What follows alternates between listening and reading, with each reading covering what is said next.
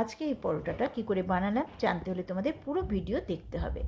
দুটো গাজর গ্রেট করে নিলাম, কড়াইতে 1 চামচ তেল দিয়ে তাতে জিরে কুচানো, কাঁচা লঙ্কা আর আদা বাটা দিয়ে তাতে জল দিয়ে ভালো করে কষিয়ে গ্রেট করা গাজরটা দিয়ে দিলাম।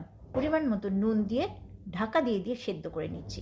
সেদ্ধ হয়ে গেলে দিয়ে দিলাম পরিমাণ মতো চিনি। নুন, মিষ্টি আর ঝালটা তো নিজেদের স্বাদ অনুযায়ী দেবে।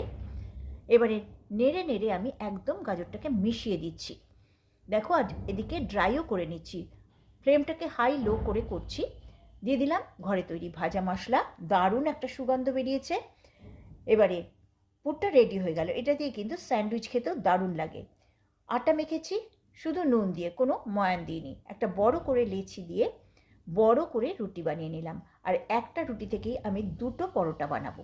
হাফটা আমি তুলে রেখে দিলাম, এবার বাকি হাফে দেখো 3 কোনা শেপে পুরটা দিয়ে সাইড দিয়ে জল হাত করে সাইডগুলো আমি হাতের সাহায্যে চেপে দিচ্ছি। এবারে আটা দিয়ে বড় করে পরোটা বানিয়ে ফেলছি। এতে কি হচ্ছে, লেয়ারগুলো খুব পাতলা হচ্ছে আর ভাজাটাও সুন্দর হবে, খেতে তো অসাধারণ হয়েছে। একদমই আটা দিয়ে বানিয়েছি, এর মধ্যে কোনো ময়দা নেই আর সামান্য তেলে সকলেই এটা কিন্তু খেতে পারবে।